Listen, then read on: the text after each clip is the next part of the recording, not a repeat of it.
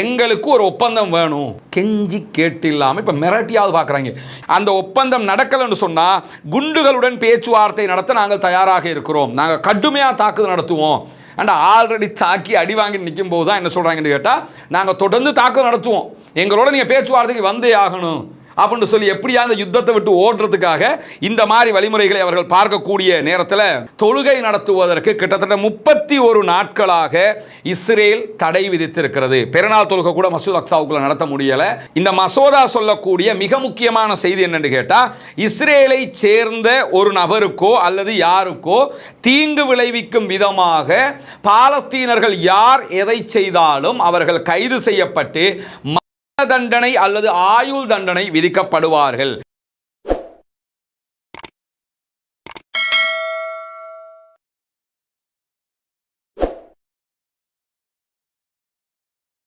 அன்பிற்கினிய சகோதர சகோதரிகளே, நம் அனைவர் மீதும் ஏக இறைவனுடைய அமைதியும் கருணையும் உண்டாகட்டுமாக என்கிற உயரிய பிரார்த்தனைகளோடு பாலஸ்தீனம் மீதான இஸ்ரேலிய ஆக்கிரமிப்பு இராணுவத்தினுடைய 2 ஆண்டு கால யுத்தம் தற்போது யுத்த நிறுத்தமாக மாற்றப்பட்டு இன்றோடு 172வது நாட்களை நாம் தாண்டி கொண்டிருக்கக்கூடிய இந்த சூழலில் ஈரான் மீதான ஒரு உச்சகட்ட யுத்தத்தை அமெரிக்க இஸ்ரேலிய கூட்டு ஆக்கிரமிப்பு படைகள் நடத்தி கொண்டிருப்பது நமக்கெல்லாம் தெரியும். இந்த தாக்குதல்களில் ஈரான் மீது மிக கடுமையான தாக்குதல்களை இந்த தரப்பாரும் நடத்துகிறார். அதே நேரம் ஈரானும் கடுமையான பதிலடி தாக்குதல்களையும் நடத்தி கொண்டிருக்கிறது. 1 மாதங்களை தாண்டியும் ஈரானை தோற்கடிக்க முடியாமல் தடுமாறுகிறார் ட்ரம்ப் என்கிற செய்திகள் தொடர்ந்து நீங்கள் பார்க்கக்கூடிய ஒன்றாக இருக்கிறது. இப்படியான சூழலில் ஸ்பெயினுடைய பிரதமர் 2-3 நாட்களுக்கு முன்பதாக சுட்டிக்காட்டிய ஒரு செய்திதான், ஈரான் மீதான இந்த யுத்தமே பாலஸ்தீனம் தொடர்பான முக்கியமான செய்திகளை மறைப்பதுதான் இஸ்ரேலிய அமெரிக்காவினுடைய நோக்கம். உலகம் முழுவதும் பாலஸ்டைன் மேலே ஒரு ஈர்ப்பு இருக்கிறது, பாலஸ்டைனை தனிநாடாக ஆக்கணும், பாலஸ்தீனம் பாலஸ்தீனர்களுக்கு சொந்தமானது என்கிற எண்ணப்பாடுகள் உருவாகி இருக்கக்கூடிய சூழலில் அதை மழுங்கடிக்க செய்ய வேண்டும் என்றால் ஈரான் மீது அட்டாக் பண்ணணும், ஈரான் மீது அட்டாக் பண்ணுகிற நேரங்களில் தேவையான வேலையை பார்த்துக்கணுங்கிறது தான் இந்த யுத்தத்தின் நோக்கம் என்பதை மிக தெளிவாக துல்லியமாக சொன்னவர் தான் ஸ்பெயினுடைய பிரதமர். அதே வழியில் நீங்கள் பார்த்தீங்கன்னா தற்போது இந்த ஈரான் இஸ்ரேல் வாருக்கு நடுவில் இஸ்ரேல் மிக முக்கியமான சில சட்டங்களை பாலஸ்தீனர்களுக்கு எதிராக இஸ்ரேலுடைய பாராளுமன்றத்திலே கொண்டு வந்து கொண்டே இருக்கிறது. இஸ்ரேலுங்கிறது பாலஸ்டைனை அபகரித்து உருவாக்கப்பட்ட ஒரு நாடுங்கிறது உலகத்துக்கே தெரியும். பாலஸ்தீனர்கள் தான் அந்த நாட்டுக்கு சொந்தக்காரர்கள். ஆனால் அவர்களுக்கு எதிராக தண்டனை விதிக்கக்கூடிய ஒரு அகோரமான சட்டத்தை அவர்கள் திங்கட்கிழமை அவர்களுடைய பாராளுமன்றம் நெசட்டில் அவங்க பாஸ் பண்ணி இருக்கிறாங்க. 62 ஆதரவு வாக்குகளும் 48 எதிர்ப்பு வாக்குகளும் இதிலே பங்களிப்பு செய்திருக்கிறார். அதே நேரம் அரபு துருஸ் இனத்தைச் சேர்ந்த 3 பேரும் இந்த மசோதாவுக்கு ஆதரவாக வாக்களித்திருக்கிறார்கள் என்கிற செய்திகள் வெளியாகி இருக்கிறது. குறிப்பாக இந்த மசோதா சொல்லக்கூடிய மிக முக்கியமான செய்தி என்னன்னு கேட்டா, இஸ்ரேலை சேர்ந்த ஒரு நபருக்கோ அல்லது யாருக்கோ தீங்கு விளைவிக்கும் விதமாக பாலஸ்தீனர்கள் யார் எதை செய்தாலும் அவர்கள் கைது செய்யப்பட்டு தண்டனை அல்லது ஆயுள் தண்டனை விதிக்கப்படுவார்கள். இஸ்ரேல் நாடு இருக்கக்கூடாது, இது எங்க நாடு என்று யாராவது வாதிட்டால் அவர்களும் பாலஸ்தீனர்களாக இருந்து இஸ்ரேல் இருக்கக்கூடாது, இஸ்ரேல் எங்களுக்குரியது என்று சொன்னால் அவர்கள் கைது செய்யப்பட்டால் அவர்களுக்கும் தண்டனை அல்லது ஆயுள் தண்டனை விதிக்கப்பட்டு அவர்கள் சட்டத்தின் முன் தீர்ப்பளிக்கப்படுவார்கள் என்கிற செய்திகள் தான் சுருக்கமாக இந்த சட்டத்தில் தெரிவிக்கப்பட்டிருக்கக்கூடிய நிலையில் இதனுடைய இன்னும் ஒரு மறுபக்கமும் அதே சட்டத்தில் சொல்லப்படுகிறது.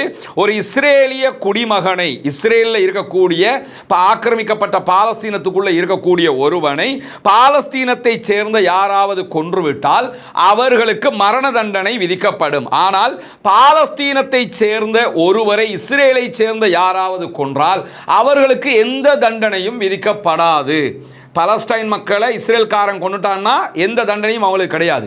ஆனால் இஸ்ரேல்காரன் பலஸ்டைன்காரன் யாராவது கொண்டுட்டாங்கன்னு சொன்னால் அவர்களுக்கு மரண தண்டனை விதிக்கப்படும் என்பதுதான் இந்த மசோதாவில் பாஸ் ஆகியிருக்கக்கூடிய செய்தியாக இருக்கிறது. எனவே தொடர்ந்து அப்பாவி பாலஸ்தீன மக்களுக்கு எதிராக இந்த மாதிரியான அநியாயமான சட்டங்களை அவர்கள் கொண்டு வருகிறார்கள்.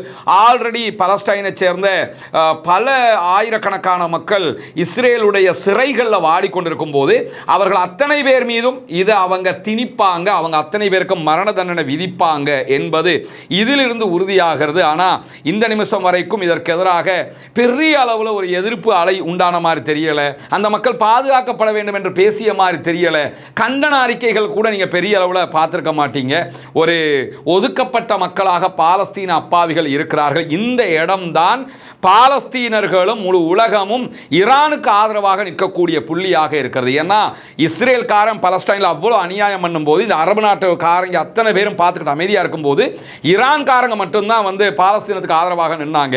எனவே இந்த யுத்தத்தில் நாங்கள் ஈரான் பக்கம் நிற்கிறோம். மார்க் அடிப்படையில் நம்ம ஈரான் பக்கம் தான் நிற்கணும். அது தனியாக நம்ம விளக்கிட்டு வந்தோம் வீடியோவில். அதே நேரம் யதார்த்தபூர்வமாகவும் நாம் ஈரான் பக்கம் தான் நிற்க வேண்டும் என்பதை உணர்த்துகிற செய்தியாக இந்த செய்திகளும் இருக்கக்கூடிய சூழலில் தான் புனிதமிக்க மஸ்ஜிதுல் அக்ஸா, இது அங்கே இருக்கக்கூடிய ஒரு டூம், இது யதார்த்தமான மஸ்ஜிதுல் அக்ஸா இது கிடையாது. மஸ்ஜிதுல் அக்ஸா கருப்பு கலரில் இருக்கக்கூடிய பெடின் இருக்குமா இல்லையா, அது அந்த மஸ்ஜிதுல் அக்ஸா, இதெல்லாம் மஸ்ஜிதுல் அக்ஸாவினுடைய வளாகத்தை சேர்ந்த டூம்களாக இருக்கிறது. மஸ்ஜிதுல் அக்ஸாவுக்குள்ள தொழுகை நடத்துவதற்கு கிட்டத்தட்ட 31 நாட்களாக இஸ்ரேல் தடை விதித்திருக்கிறது. பெருநாள் தொழுகை கூட மஸ்ஜிதுல் அக்ஸாவுக்குள்ள நடத்த முடியலை. 31 நாட்களாக இஸ்லாமியர்களுடைய 3வது புனித தலம் மூடப்பட்டிருக்கிறது. யாராவது இதை பற்றி பேசி பார்க்குறீங்களா? அல்லது எந்த அரபு நாடாவது கண்டித்து பார்க்குறீங்களா? எந்த அரபு நாட்டுக்காவது கண்டிக்கிற திராணி இருக்குதுங்கிறதாவது நம்ம ஒத்துக்கொள்ள முடிகிறதா? எதையுமே பார்க்க மாட்டாங்க. இப்போ எல்லாம் அவங்களுடைய எண்ணமே என்னன்னு கேட்டால் நம்ம எப்படி பாதுகாத்துக்கிறது, அமெரிக்காக்காரன் நம்பி நின்று மாட்டிக்கிட்டோம் அந்த இடத்துல நிற்கிறாங்களே தவிர 31 நாட்களாக இன்றைக்கு மஸ்ஜிதுல் அக்ஸா மூடப்பட்டிருக்கிறது. அதற்கான தொழுகை நடத்துவதற்கான அனுமதி கொடுக்கப்படவில்லை. வெளியில தான் தொழுது கொண்டிருக்கிறார்கள். அந்த மக்களுடைய ஈமானுக்கு அல்லாஹு தஆலா இன்னும் உறுதியை கொடுக்க வேண்டும். என்னன்னா என்ன தடை விதிச்சாலும் சுட்டாலும் என்ன செஞ்சாலுமே அந்த மக்கள் பள்ளியை நோக்கி போய்கொண்டே இருக்கக்கூடிய சூழல்ல தான் மஸ்ஜிதுல் அக்ஸா பள்ளியை இடிக்க வேண்டும் என்று சொல்லக்கூடிய யூத குழுக்கள் இருக்கிறாங்க. மஸ்ஜிதுல் அக்ஸா ஃபுல்லா உடைச்சிட்டு அந்த இடத்துல சிலையை நிறுவ வேண்டும் என்கிற தேவையில பல பிரச்சார குழுக்கள் யூத குழுக்கள் இருக்கிறார்கள். அந்த எண்ணத்தில் அவங்க போய்கிட்டே இருக்கிறாங்க. அந்த மாதிரியான குழு என்ன பண்ணுதுன்னு கேட்டால் பாஸ்கா என்கிற அவர்களுடைய பண்டிகையை நடத்த வேண்டும் அந்த பகுதிகளில் என்று கோரிக்கை விடுத்திருப்பது மட்டுமல்லாமல் பாஸ்காவில் அவங்க பலி சடங்குகளை செய்வாங்க அவங்க மத அடிப்படையில். அந்த பலி சடங்குகளையும் மூடப்பட்டிருக்கக்கூடிய மஸ்ஜிதுல் அக்ஸாவுக்கு உள்ள செய்யணும் அப்படிங்கிறதுல உறுதியாக இருக்கிறாங்க. ஏப்ரல் மாதம் 2 தொடக்கம் 9 வரைக்கும் உண்டான 8 நாட்கள் விடுமுறை நாட்கள். அந்த நாட்கள் தான் பாஸ்கா பண்டிகை என்று யூதர்கள் கொண்டாட இருக்கிறார்கள். அந்த நேரத்தில் மஸ்ஜிதுல் அக்ஸாவை எங்களுக்கு திறந்து தரணும், அதுக்குள்ள நாங்கள் எங்கள் மத வழிபாட்டை நடத்தி அறுக்கணும், நாங்கள் பலியிடணும் என்கிற கோரிக்கைகளையும் விடுத்திருக்கிறார்கள். இவ்வளவு அநியாயத்துக்கு மேலே அநியாயம். முஸ்லீம்களுடைய புனிதத்தலம் கைப்பற்றப்பட்டு இவ்வளோ அநியாயம் பண்ணப்படுகிறது. எல்லாருமே பார்த்துக்கிட்டு தான் இருக்கிறாங்கிறது தான் மிக கவலையான ஒரு விஷயம். அல்லாஹ்வினுடைய புனிதமிக்க 3வது பள்ளிவாயல், அதற்காக அல்லாஹ்விடத்தில் பிரார்த்தனை செய்யுங்கள். அல்லாஹுடைய ஆலயத்தை அல்லாஹு தஆலா பாதுகாக்க வேண்டும் என்கிற உயரிய பிரார்த்தனைகளோடு இன்றைய நாள் அமெரிக்காவினுடைய சென்ட்காமினுடைய பொறுப்பாளராக இருக்கிற, அதே நேரத்தில் பென்டகனுடைய மிக முக்கிய பொறுப்பாளராக இருக்கக்கூடிய ஹெக்ஸத் ஒரு பத்திரிகையாளர் மாநாட்டை நடத்தி இருக்கிறார். அமெரிக்காவினுடைய இந்த வார் தொடர்பான செய்திகளை சொல்லியிருக்கிறாரு. அதில் அவர் பேசும்போது என்ன சொல்றாருன்னு கேட்டால், ஈரானோட நாங்கள் பேச்சுவார்த்தை நடத்திக்கிட்டே இருக்கிறோம், அதே நேரத்தில் ஈரானுடைய பதட்டத்தை அதிகரிக்கும் விதமாக நாங்கள் இராணுவத்தையும் அங்கே களமிறக்கிக்கிட்டே இருக்கிறோம். இவ்வளவு நாளாக ஈரான் சொன்னதை அவரும் சொல்லியிருக்கிறார். பேச்சுவார்த்தைனா பேச்சுவார்த்தைன்னாங்க ஈரான், ஆனால் பேச்சுவார்த்தைன்னு சொல்லிக்கிட்டே இராணுவத்தை குவிச்சுக்கிட்டு இருக்கிறாங்க. மெரைன் படைப்பிரிவுகளை கொண்டு வந்து மத்திய கிழக்கில் நிலைநிறுத்தி இருக்கிறாங்கிறதெல்லாம் தெரியும். இன்றைக்கு துபாயில் இருக்கக்கூடிய அமெரிக்காவினுடைய போர்ட்டில் அமெரிக்காவினுடைய புதிதாக வந்து சேர்ந்த தரைப்படையினரை போய் சந்தித்து பேசுகிற நேரத்தில் தான் இந்த செய்திகளை அவர் சொல்லியிருக்கிறார் என்கிற செய்திகளை நம்ம பார்க்க முடியும். இதே நேரத்தில் இராணுவ பதட்டத்தை அதிகரிக்கிற சாத்தியத்தை அமெரிக்கா உறுதியாக வைத்திருக்கிறது அப்படின்னு சொல்லி ஹெக்ஸத் சொல்றாரு. நாங்கள் கண்டிப்பாக ஈரான் மேலே இராணுவ தாக்குதல் நடத்துவோம், தொடர்ந்து நடத்துவோம் அப்படின்னு சொல்லக்கூடியவர். எங்களுக்கு ஒரு ஒப்பந்தம் வேணும், கெஞ்சி கேட்டு இல்லாமல் இப்போ மிரட்டியாவது பார்க்குறாங்க. ஈரான் வந்து எங்களோட ஒரு ஒப்பந்தம் பண்ணணும், ஏன்னா யுத்தத்தை இனிமேல் பண்ண முடியாது. யுத்தம் பண்ணுவோம்னு சொன்னதுக்கு யுத்தத்தில் வாங்குற அடியால் எங்களுக்கு ஒரு ஒப்பந்தம் வேணும், அந்த ஒப்பந்தம் நடக்கலைன்னு சொன்னால் குண்டுகளுடன் பேச்சுவார்த்தை நடத்த நாங்கள் தயாராக இருக்கிறோம், நாங்கள் கடுமையாக தாக்குதல் நடத்துவோம். அண்ட் ஆல்ரெடி தாக்கி அடி வாங்கி நிற்கும் போது தான் என்ன சொல்கிறாங்கன்னு கேட்டால், நாங்கள் தொடர்ந்து தாக்குதல் நடத்துவோம், எங்களோட நீங்கள் பேச்சுவார்த்தைக்கு வந்தே ஆகணும் அப்படின்னு சொல்லி எப்படியா அந்த யுத்தத்தை விட்டு ஓடுறதுக்காக இந்த மாதிரி வழிமுறைகளை அவர்கள் பார்க்கக்கூடிய நேரத்தில் இன்றைக்கு இஸ்ரேலிய பிரதமர் பெஞ்சமின் நெத்தன்யாகு பேசுகிற நேரத்தில் என்ன சொல்றாருன்னு கேட்டா, ஈரானுடனான எதிர்கால ஒப்பந்தம் எதுவாக இருந்தாலும் லெபனானுக்கு அது பொருந்தக்கூடாது என்று நாங்கள் அமெரிக்காவிடத்தில் சொல்லிக் கொண்டிருக்கிறோம்ங்கிறாரு. ஈரானை பொறுத்தவரை மிக தெளிவாக சொல்லிட்டாங்க, யுத்த நிறுத்தம்னா ஈரான்லையும் யுத்த நிறுத்தம், லெபனான்லையும் யுத்த நிறுத்தம். அப்படித்தான் யுத்த நிறுத்தம் வரணும். ஏன்னா ஈரானுக்காக தான் லெபனான் வந்திருக்கிறாங்க. ஆனா இஸ்ரேல் அதை விளங்கிக்கிட்டு தான் என்ன சொல்றான்னு கேட்டா, ஈரானோட யுத்த நிறுத்தம்னா ஈரானோட மட்டும்தான், லெபனானுக்கும் அது பொருந்தும் என்று யாரும் வந்துடக்கூடாது. ஆனா ஈரானை பொறுத்தவரையில் நீங்க லெபனானுக்கும் சேர்த்து வரலன்னா நாங்க அட்டாக் பண்ணுவோம்னு நிற்கிறாங்க.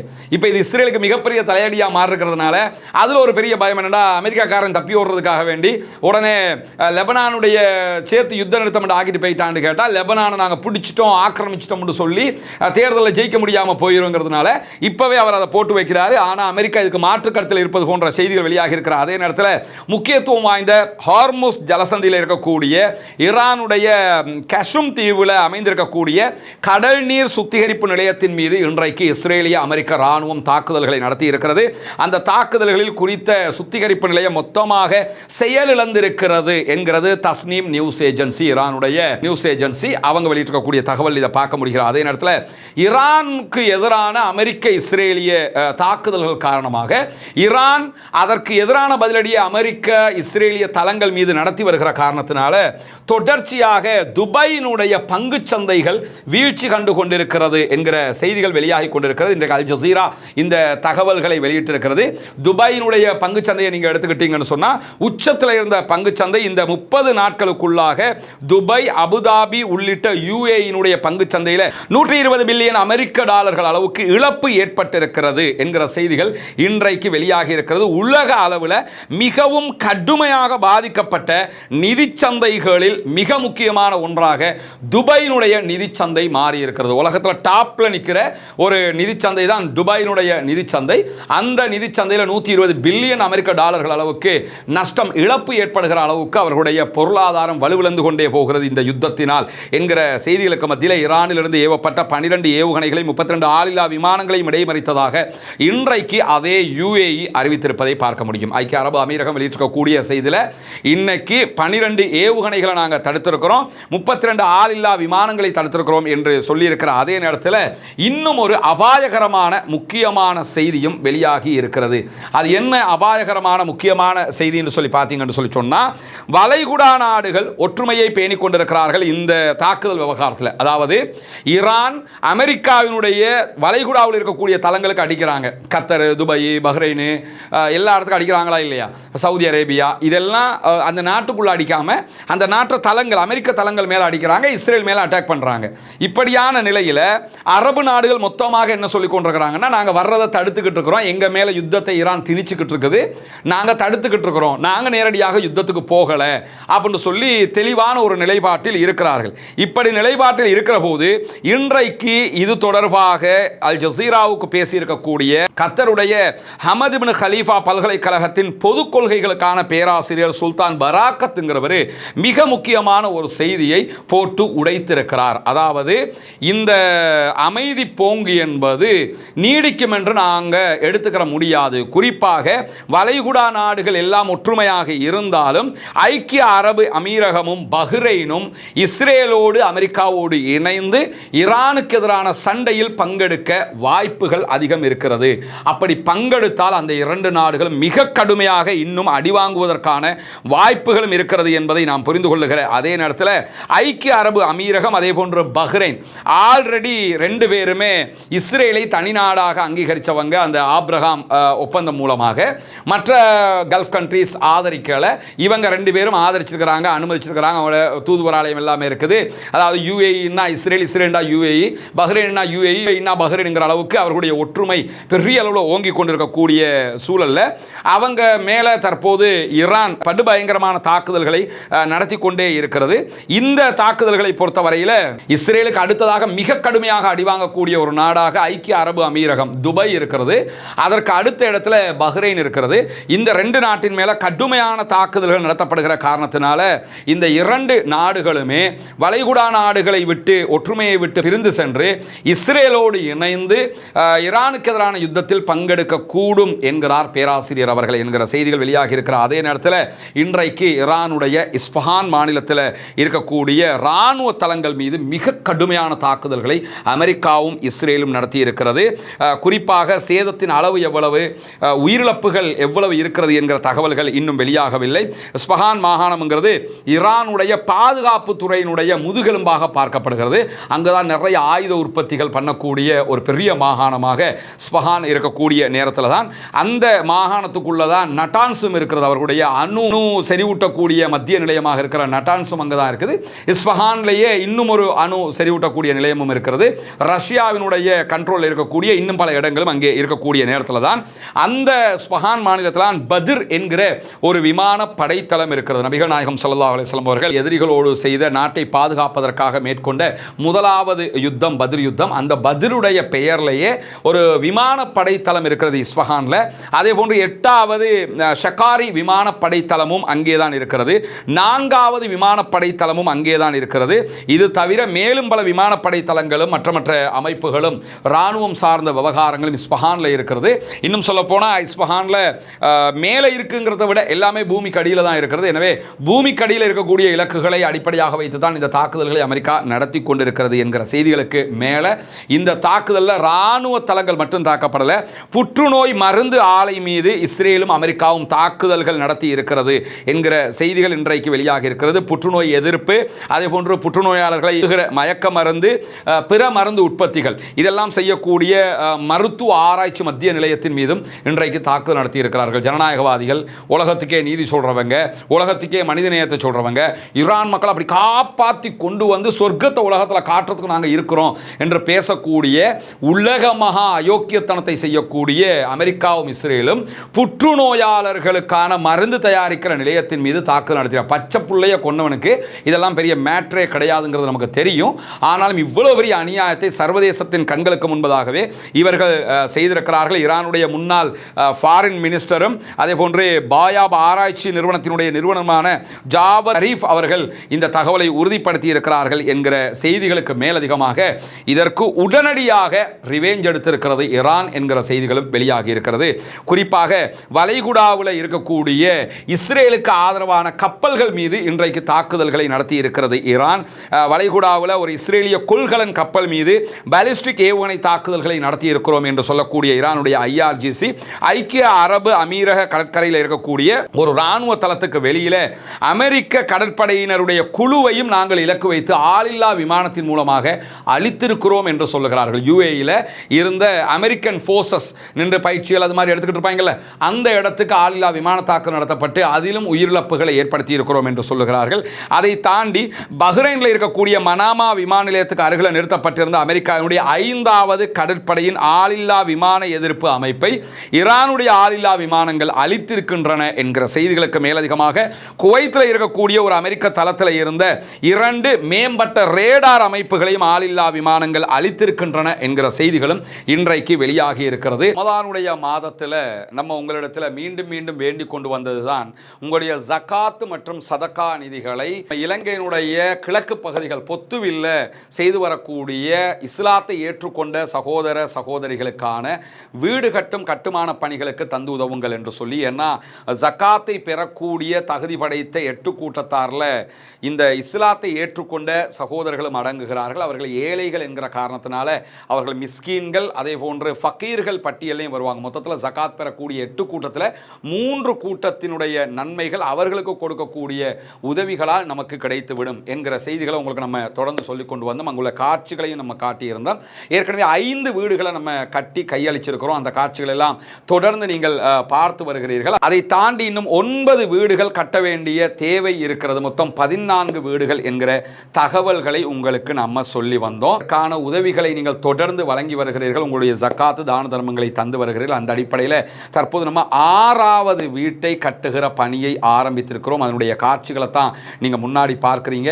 நீங்கள் தரக்கூடிய உதவிகளை கொண்டுதான் மக்களுக்கு தேவையான ஏழை எளிய மக்களுக்கு உரிய எல்லா காரியங்களையும் நம்ம பண்ணி வர்றோம். தித்வா புயலுக்கான பணிகளாக இருந்தாலும் சரி, அதற்கு பிறகு வாட்டர் டேங்கை நம்ம ஓப்பன் பண்ணி கொடுத்ததாக இருந்தாலும் சரி, மற்ற எல்லா பணிகளும் நீங்கள் தரக்கூடிய ஜகாத்து தான தர்மங்களை கொண்டு ஏழைகளுக்கு முறையாக செய்யப்பட்டு வருகிறது என்பது உங்களுக்கு தெரியும். அந்த அடிப்படையில் தான் தற்போது அல்ஹம்துலில்லாஹ் 6வது வீடை கட்டுகிற பணியை நம்ம ஆரம்பிச்சிருக்கிறோம்.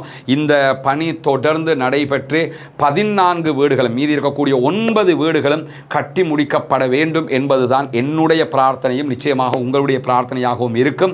எனவே இந்த பணியை சிறப்பாக முடிப்பதற்காக தொடர்ந்தும் உங்களுடைய உதவிகளை வாரி வழங்குங்கள் என்கிற கோரிக்கையை இந்த இடத்திலே முன்வைத்துக் கொள்கிறேன். எனவே இன்றைக்கு வெளியாகி இருக்கக்கூடிய மிக முக்கியமான செய்திகளுடைய தொகுப்பை தான் உங்களுக்கு நாம தந்திருக்கிறோம். இன்றைக்கு மேலதிகமாக 2 வீடியோக்களையும் ஏற்கனவே நம்ம ரஸ்மின் MISC நியூஸ் மற்றும் ரஸ்மின் டாக்ஸ் ஆகிய 2 சேனல்களில் வெளியிட்டிருக்கிறோம். அதை பார்க்காத சகோதரர்களும் அதனை பார்த்துக் கொள்ளுங்கள். காலையிலேயே ஈரானுடைய IRGC எவ்வளவு படுபயங்கரமான தாக்குதல்களை இஸ்ரேல் மேல நடத்தி இருக்கிறாங்க என்பது தொடர்பான முழுமையான ஒரு வீடியோ தனியாக வெளியிடப்பட்டிருக்கிற ரஸ்மின் MISC நியூஸ் என்கிற நம்முடைய இதே சேனல்ல, இதே ரஸ்மின் டாக்ஸ் என்கிற சேனல்ல அமெரிக்கா தற்போது ஒரு திட்டத்தை கொண்டு வருகிறார். இந்த யுத்தத்தினுடைய முழு செலவையுமே அரபு நாடுகள் தான் எடுக்கணும்னு ஆல்ரெடி கம்ப கொடுத்து அடி வாங்கிட்டு இருக்காங்க. அவங்க ஆல்ரெடி அங்க அமெரிக்காவுடைய தளங்களை வச்சு அடி வாங்கினதுனால இப்போ உக்ரைன் காரணாவது எங்களை வந்து பாதுகாத்து தாங்கடா என்று சொல்லுகிற அளவுக்கு அவர்கள் சென்றிருக்கிறார்கள்.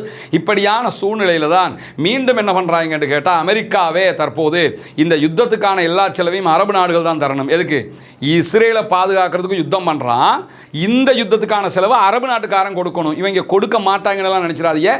ஆல்ரெடி 1990களுக்கு பிறகு நடந்த வளைகுடா யுத்தத்தின் போது இவங்க 50 பில்லியனுக்கு மேல கொடுத்தவங்க தான். எனவே இப்போதும் கொடுப்பதற்கான வாய்ப்புகள் நிறையவே இருக்கிறது என்கிற செய்திகளை தெரிவித்துக் கொள்கிறார். அதே நேரம் ஆக்கிரமிப்பாளர்கள் ஓய வேண்டும், ஆக்கிரமிப்புகள் நிறுத்தப்பட வேண்டும். ஈரானிய அப்பாவிகள் மீதான தாக்குதல்களும் ஆக்கிரமிப்புகளும் நிறுத்தப்பட்டு ஈரானிய அப்பாவிகள் மீதான ஆக்கிரமிப்பு தாக்குதல்கள் உடனடியாக நிறுத்தப்பட்டு லெபனானிய அப்பாவிகள் மீதான ஆக்கிரமிப்பு தாக்குதல்கள் உடனடியாக நிறுத்தப்பட்டு முழு மத்திய கிழக்கிலும் யுத்தங்கள் நிறுத்தப்பட்டு அமைதி திரும்ப வேண்டும் என்கிற பிரார்த்தனைகளோடு தொடர்ச்சியாக ஜனநாயக ரீதியாக ஆக்கிரமிப்பாளர்களுக்கு எதிராக குரல் எழுப்புவோமாக. வாஹ் தஅவானா அல்ஹம்துலில்லாஹி ரப்பில் ஆலமீன்.